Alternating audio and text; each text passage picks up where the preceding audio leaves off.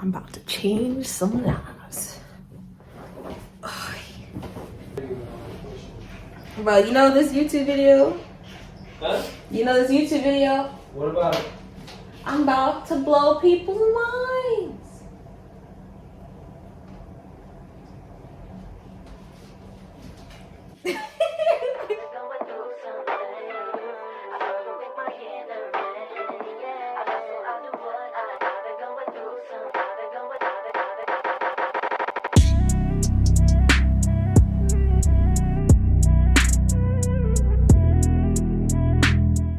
What's Gucci? It's your girl. My name's Davina.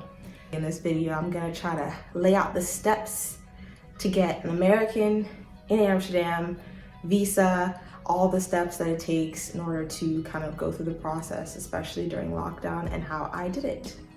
Let me give you a little background about my life, my story, so that you can understand how I got to the point I am now, where I live in Amsterdam. So essentially, like 5-6 years ago, 2015, young 17, bright, bold young girl, myself, was headed off to England to study her undergrad. So I was living in London for about 4 or 5 years.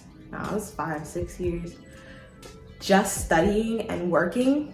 I wanted to start working young and doing what I wanted to do so that by the time I graduated, I would have an easier time finding a job. That didn't happen. You know why? Miss Rona. Thanks, Rona. Anyways, halfway through like living in London, I got really bored of living in London. I feel like the people aren't for me. I think everyone's nice and stuff. It's just, I got a lot of backlash. That's all I gotta say. That's for another time, another story. So I kind of have been planning to move to Amsterdam for about a year. Within this year, none of the action really started until a month before coming to Amsterdam, when both countries were in lockdown. I'm an American citizen, and technically Americans are red banned from flying, but I was living in London, so I obviously have a right to move within the European countries, seeing as how I lived in Europe. I'm not getting into the EU situation with Brexit. Let's get all into the tips though, as to how I got to Amsterdam. Seeing as how I didn't do this alone, I'm just gonna put a disclaimer out there. I have moved with my boyfriend, and we both decided we wanted to get out of London. He was born and raised in London, so we were like, let's go, let's move. And we're both nomads, so it helps. Step one essentially is finding a place to stay, an accommodation. So there are a few websites that you can do this on, where you can kind of look for rentals places. Our budget was between 1,400 euros to 1,750 euros, split between the two of us. So the total was obviously 1,500 for our place specifically. And then you can get, we have a 2-bed. You can get a lot of like different choices here. It's similar to London prices of renting, but at the same token, I think it's like just ever so slightly cheaper. So we use Piraeus and Funda mainly. If you want to look for the cheaper options, I suggest Funda, and then Piraeus has kind of a mix, and you can also buy property on Piraeus. So my personal choices when we were looking for apartments are things like apartments with big buildings, big windows, a nice flattering kitchen, and a double bed and large closet space, because I have a lot of clothes, so we need more closet space in order to fit everything that I have and what he has.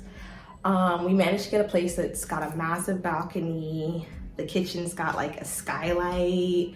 So there are options. You just have to take your time, and virtual viewings is how we ended up going about things. We were planning on coming to the Netherlands and visiting properly.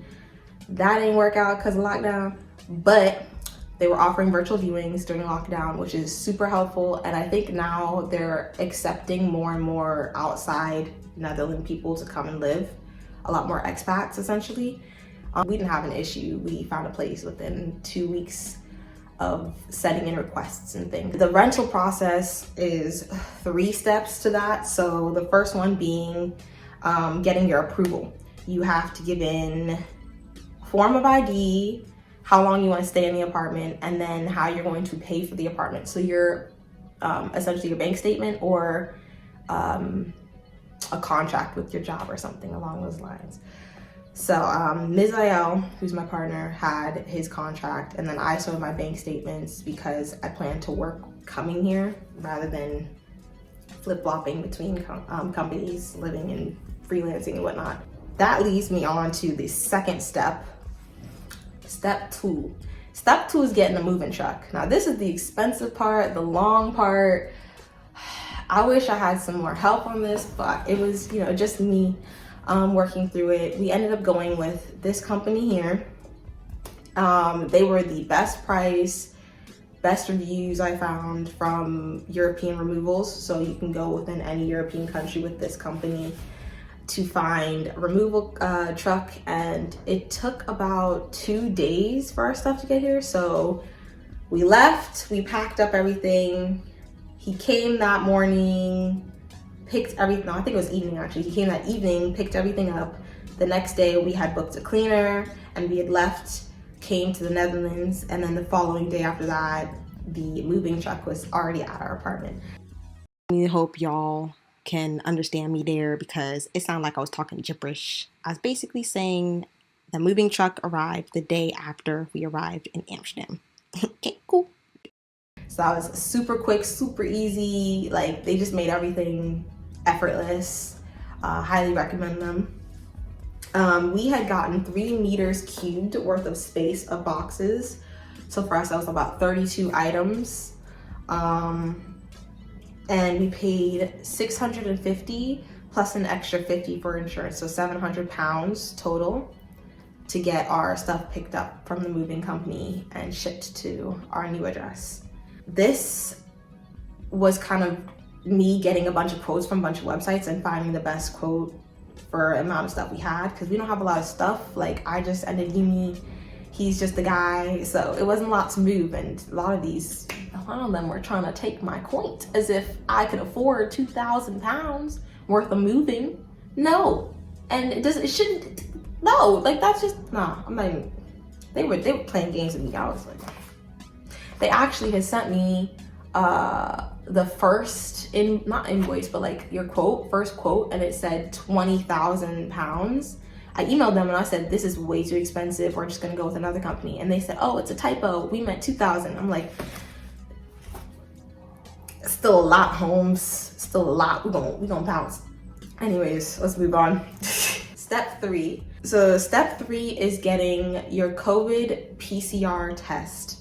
We both had to pay, I think it was £89 per person for a test, and we got the at-home kit, so we did it ourselves. We put it into a drop box that was nearby our flat at the time, and then got the results the next day in the evening, which was the day before our train.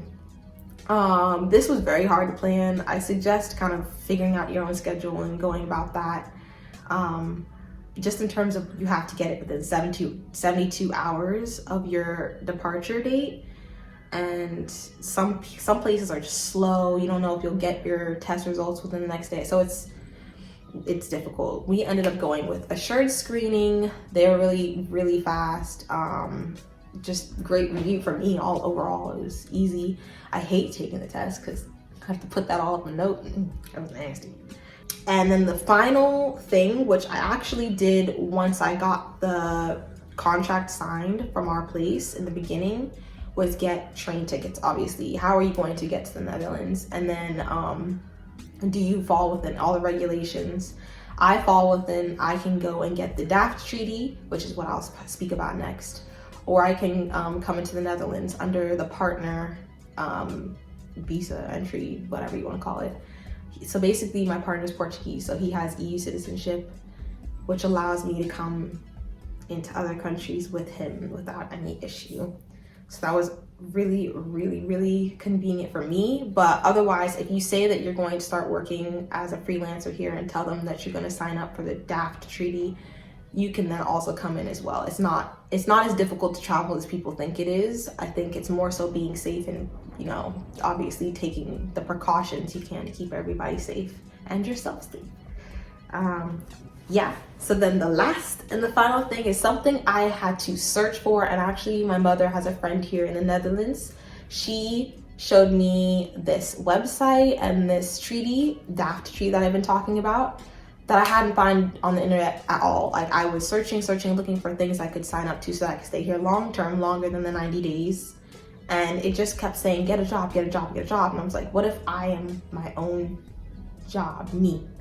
So my mother's friends suggested the DAFT, which is a treaty between America and the Netherlands, where Americans can come over and work in the Netherlands as a freelancer and essentially put their business under a Netherlands account and say that this is a Netherlands business. That is what I'm going to be doing. I haven't done that yet, but I'm doing it. I have a few more months left, and I know it takes about a month and a half, so I'm gonna get on it, and I'll probably give a video of that if I finish and kind of get to what I have to get to with that. But I hope y'all enjoyed. This is Davina Christiana, back at it again. I'm joking, this is my first video. Let me stop playing. Y'all ain't come for this. Y'all like, leave, go. Yeah, so since I'm new, I forgot to say like, subscribe, put a little comment down there if you're feeling this and want to move to Amsterdam, all that jazz. And bye.